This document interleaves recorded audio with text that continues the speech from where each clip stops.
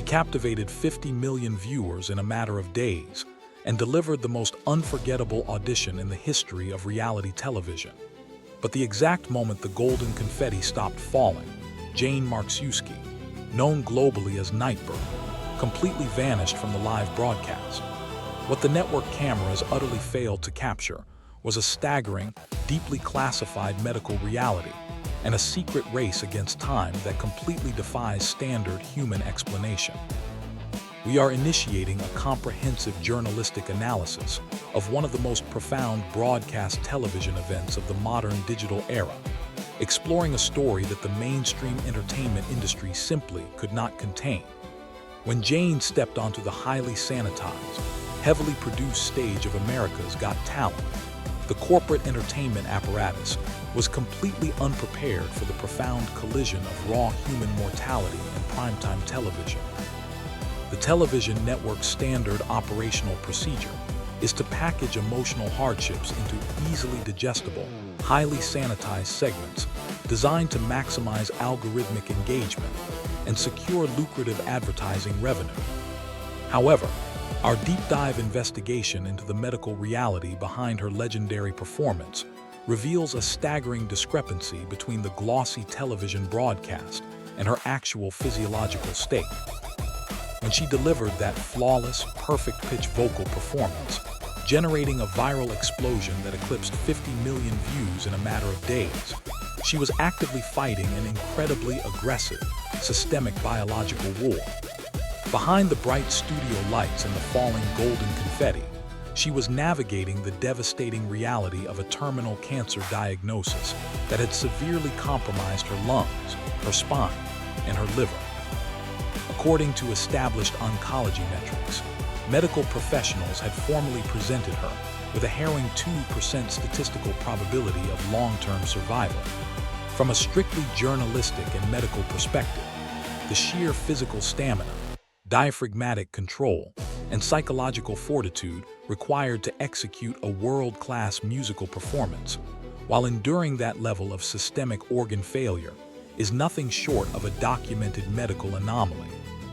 She stood directly in the center of the world's most intense media spotlight, projecting an aura of absolute, radiant joy, while her own cellular biology was in a state of catastrophic rebellion.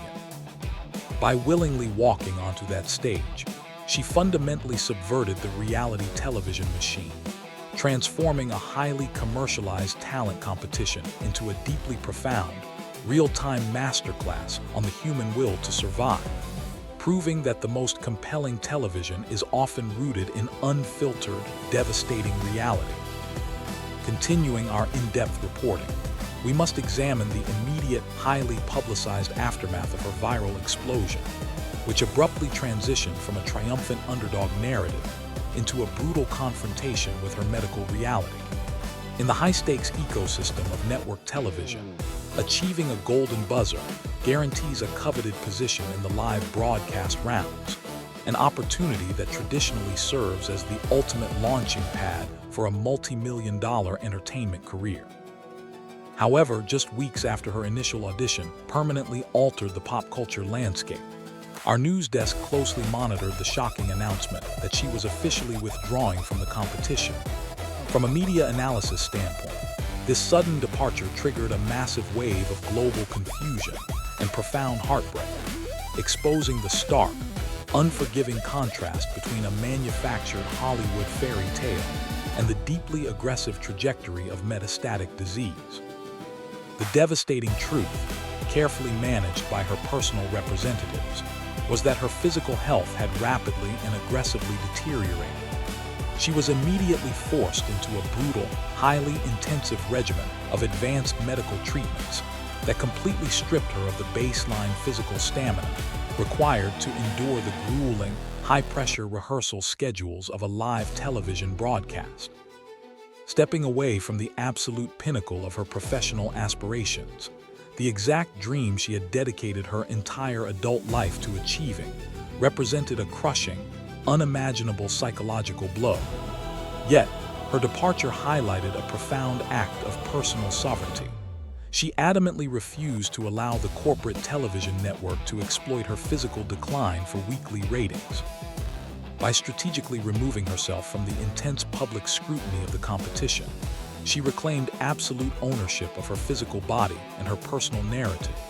She made the agonizing, incredibly brave decision to prioritize quiet survival over spectacular, televised martyrdom, reminding the global audience that behind every trending hashtag and viral video, there is a real, vulnerable human being fighting a terrifying battle entirely outside the view of the camera lenses.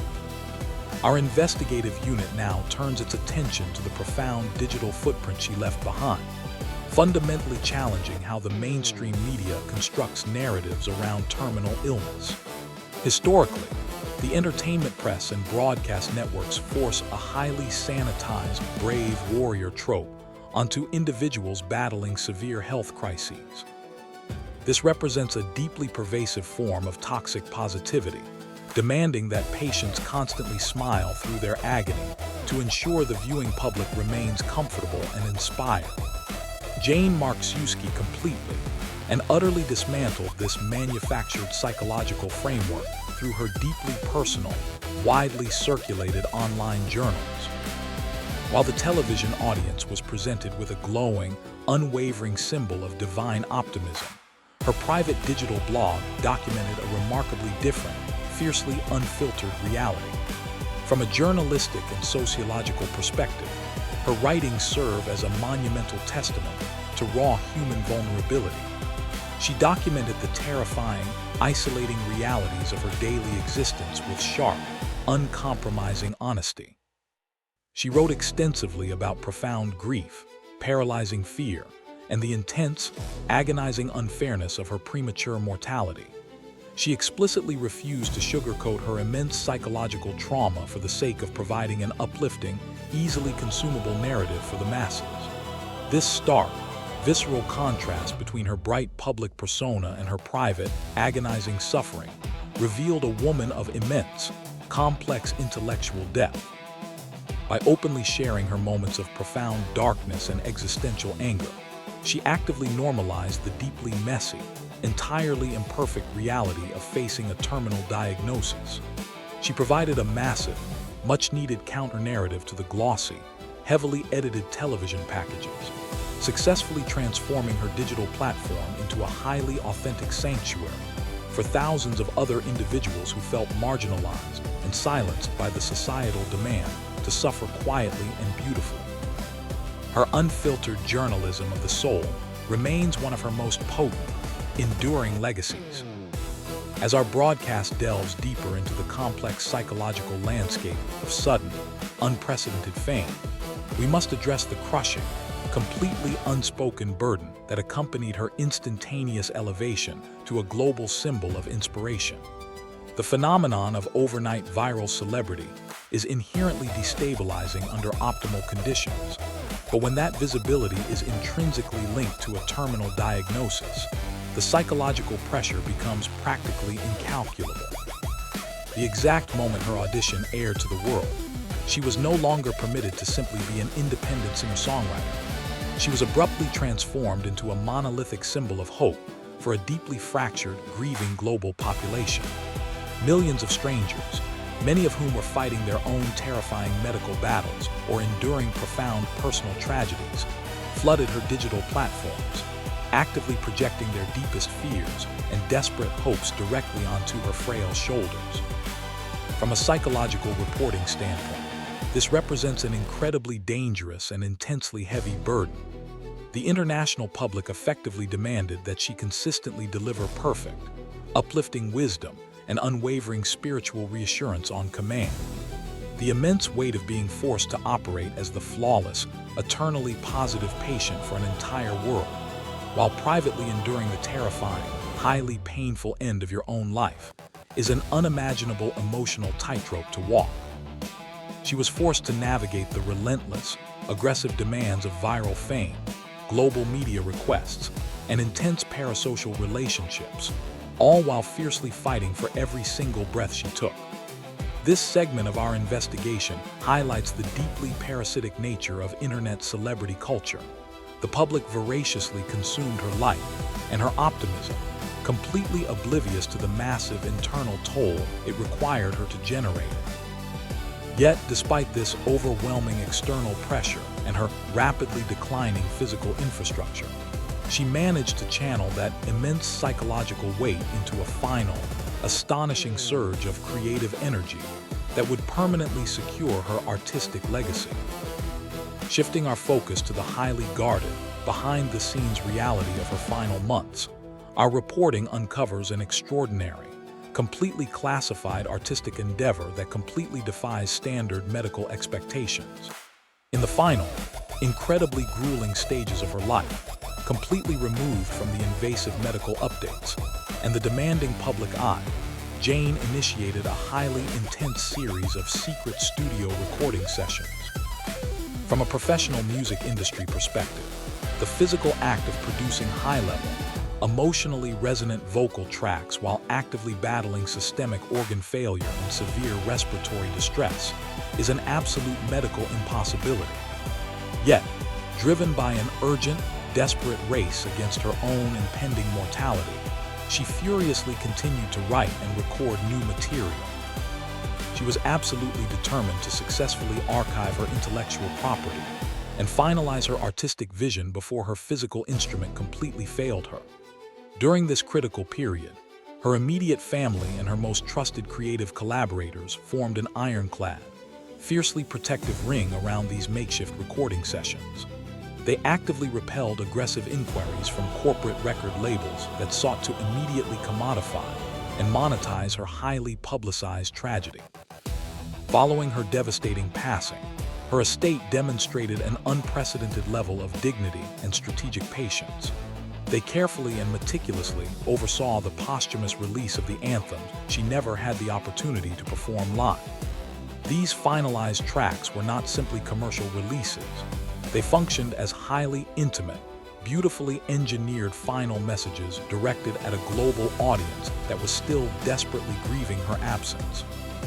The handling of these secret studio sessions serves as a brilliant masterclass in artistic preservation, proving that her family prioritized the absolute integrity of her creative voice over the massive financial temptations of the modern music industry.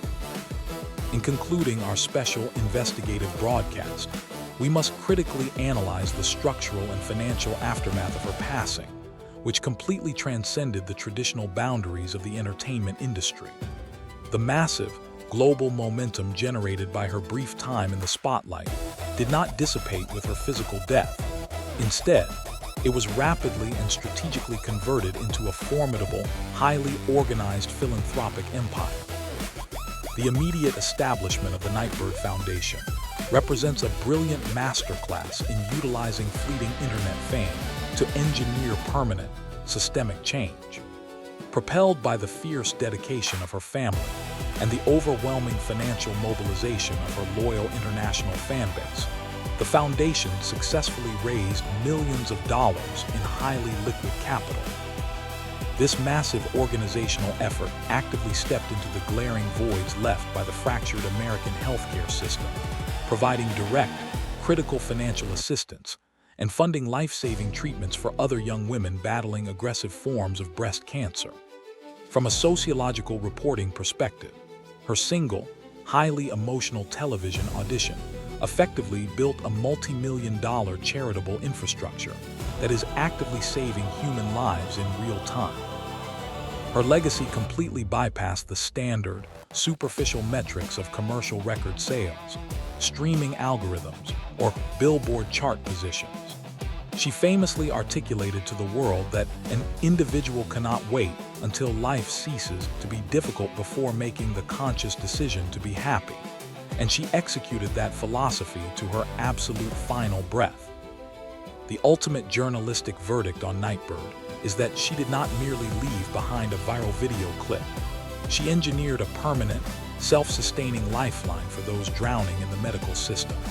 Her untold legacy is a powerful, enduring reminder that true, monumental strength is not defined by the ability to completely ignore the darkness, but by possessing the sheer, unbreakable audacity to sing a perfect note directly into the void.